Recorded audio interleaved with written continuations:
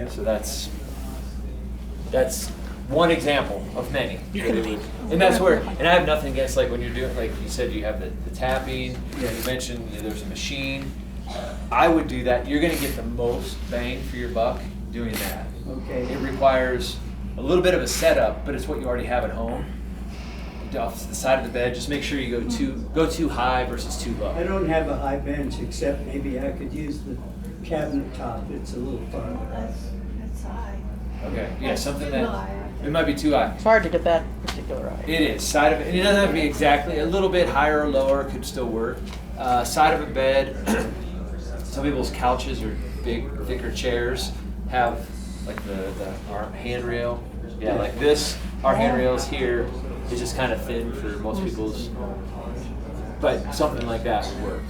Gotta be safe though, so that's why we set up for the chairs. Okay. I'm open to any other questions, or hopefully that gave a good example. Any other body parts? Or? Well, I've been working for quite a long time here on a sacroiliac. Yeah, sacroiliac. Is that what you're gonna say? Sacroiliac, is that the right? Yeah, sounds like a joke word. But my hip were way off, and as I started doing some exercises, to balance them, it seems to be more painful. Some of the explanation is, well, as you do start to correct yourself, then doing some of your other normal things, your body's kind of not getting used to it. And when I walked after this started happening, and then I would go the rest of the day, it seemed like I'd hurt more, and that was part of the explanation, is that you're not quite realigned yet, so you're using a misaligned body to walk. But what about the sacroiliac thing? I mean, just the muscle itself, and anything you can say about it, I'm curious. All right. So one, I would address. I would say there is part of that. When I say things are safe, or we're going to keep it safe and pain-free. Yeah. Sometimes, to be realistic or real about it, it's not always that pain-free. There is that. You get a little bit worse sometimes before you get better, and if you can handle that to a degree, I don't think it. Obviously, if it just keeps getting worse, yeah, that's not right either. I've had some core exercises. Oh, sure. So, and then you do the other, and you're not really there yet. So, anyway, but go ahead. And the sacroiliac, one, it is, if there is such a thing as a complicated joint, and the sacroiliac is based, I'll just turn my rear end on it's basically that you have your sacrum bone, and then the ilium bones are like the hips, and then in between are the mass, our butt, our glutes, I call it my butt. hip rotators, yeah. So the sacroiliac is that S, the S for the sacro, and then the I is for the ilium, you have your SI joint. Yeah. And compared to elbow and shoulder problems, and knee and hip, it does get to be more complicated because the crossroads of the body, there's some really interesting research and books that when we take a step, this is why the ground reaction force is so important, treadmill versus ortho, and you walk, there's what they call a line of force. So I'll just kind of show it on you. So if my left foot's hitting the ground, it starts at the outside part of the heel, goes up the outer part of the calf, comes almost middle, like right through the hamstring, up to the sacrotuberous ligament, basically. Then right from here is where it crosses over the line of force. Because when we walk with an opposite arm and leg. If we walked this, that line of force would just keep going up the same side and then out. So the line of force, as we push into the ground, and sometimes they show this on TV in different ways or movies where there's like a light, and it's more visual than impactful. But I don't have that technology. So basically, this is where sacrotuberous ligament, it crosses here to here, and then goes up the lat muscle, that V-shaped muscle, into the shoulder, and then technically out the shoulder and out the arm. Fingers, I should say.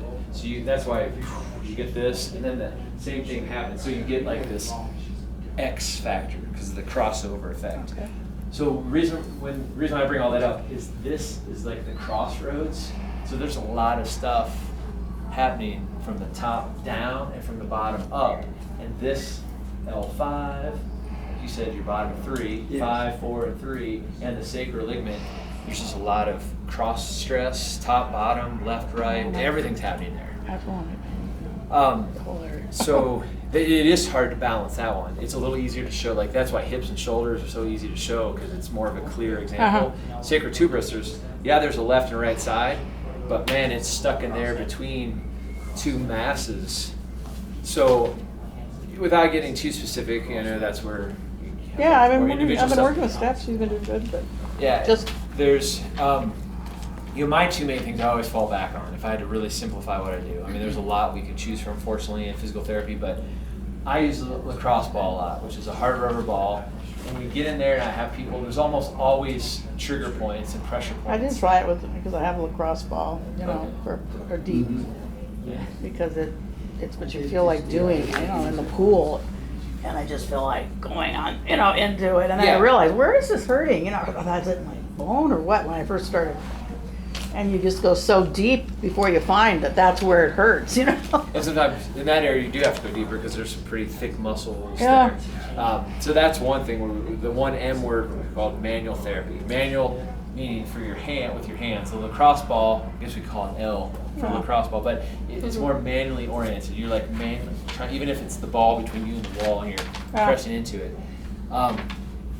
With that, again, it's more complicated and probably hacking it up as I talk to you. But there's things where you would test different sides. Or one of the best global things that I've seen is, and you have to just be very aware, which you probably are, where I had one lady and she came in, and I always like this story because she said, I think it came our average 4 to 6 times. The 6th visit, she's like, yeah, you've done nothing for me. But I'm always curious when people say that. I'm like, but you still came, so if I did nothing, what brought you back here? Because it's easy, we have enough people cancel or no-show on us, for which we wonder why too.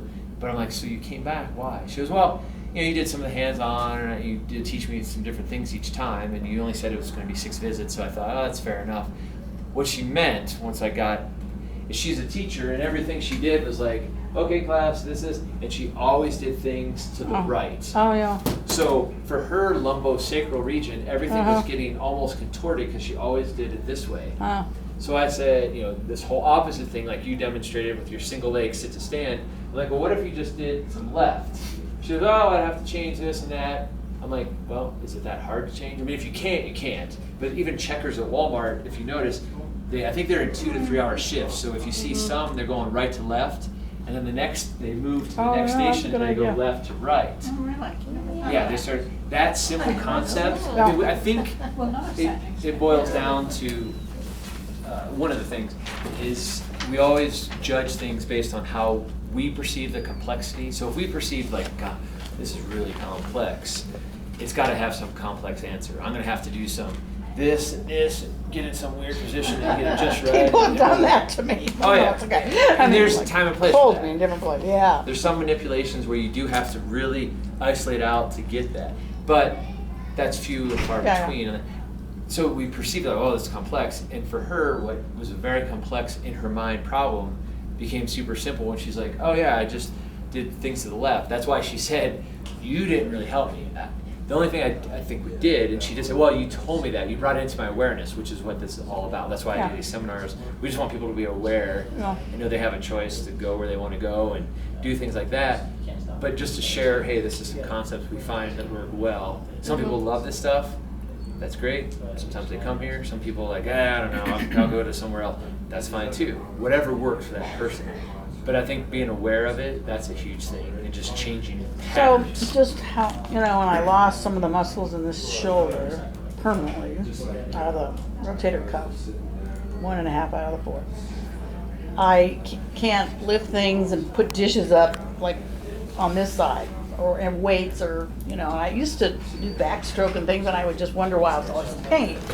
So now that I've learned that, I do a lot of things with my left arm that I never did before, and especially that reach. So I'm wondering, because I've started doing things more on the non-dominant side, would that be something that would have kind of caused oops in the it could wiring of that complicated X in the back? Or and that's where some of that top-down force to use. is it better to start lower things because I can't do them both. I can never do both, but If you can, I mean, sometimes it's just not practical to do that. yeah, but I mean, I'm asking like environmental, like you said, hers was how she moved me. Then yes. It's a movement thing. I think but if you if have the I- opportunity to without spending $80,000 to rearrange your house or whatever. No, then you could. actually shelves that you can pull down and then take things off of them. And that's what I would do. Yeah, I would change. Because I'm doing this all the time with the left side now, with the stretch, and I don't do it with the right. Yeah, that's what I would try, that stuff like that first, because that seems to be, I said most I mean, bang you for can- your and buck you would can be feel it doing all the the way single up in there, leg yeah. thing, Yeah. because that was just something that is just a big one for the hips. The SI joint, I think what's more important, in my opinion, is Go ahead. the overall environmental versus any specific technique. Again, this is just my take on it, at least where I would start. And then I think of the funnel. Okay, start with the environmental and then it gets more specific and change your movement patterns. Then the most specific would be that crazy thing I showed where you get some real specific thing. Again, I'm kind of exaggerating, No, she of get course. that. I'm progressive. Don't do this at home. Yeah. Yeah. Something. Then you can get more narrow. But if you don't have to get narrow, sometimes people in here, we get to like part way through the funnel, and everything's working, and that's it. We leave it there. Because if they're better with what they came in with, it's like, we don't even need to go down. Not that we're trying to withhold valuable information or like the key ingredient. Like, oh, nope, you got to pay $1 million for that. I'm not going to give it to you. But sometimes that's it. Let's keep it simple.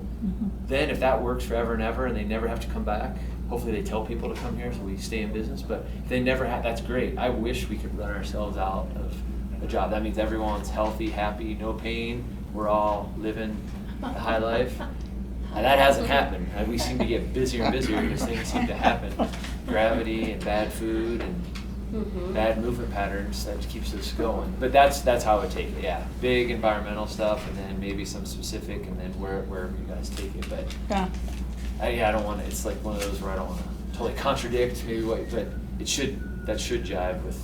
Yeah, there's all kinds of reasons why something could be off. Oh, yeah, I mean, yeah. like no meniscus in the same left side. Oh, we could go on, yeah. I mean, and you do use your body differently, and then it's out of whack. So then you get out of whack, and then That's right.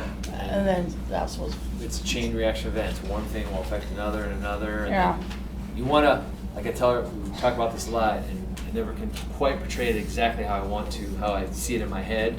But I'm always like, do as little, that minimum effective dosage. If you do as little change, but get the maximum, do as little as you can to make that maximum change, then you're not stirring up too much in the meantime. And I used to make the biggest mistake where it's like, oh, people told me, they're like, yeah, I'm feeling a little bit better. Then I had to screw it up going, oh, if you're a little better, let me do more to make you even better. And then they'd leave worse. So now I'm like, if I hear a little better or a lot better, I'm okay, that's good for right now. Try this. yeah.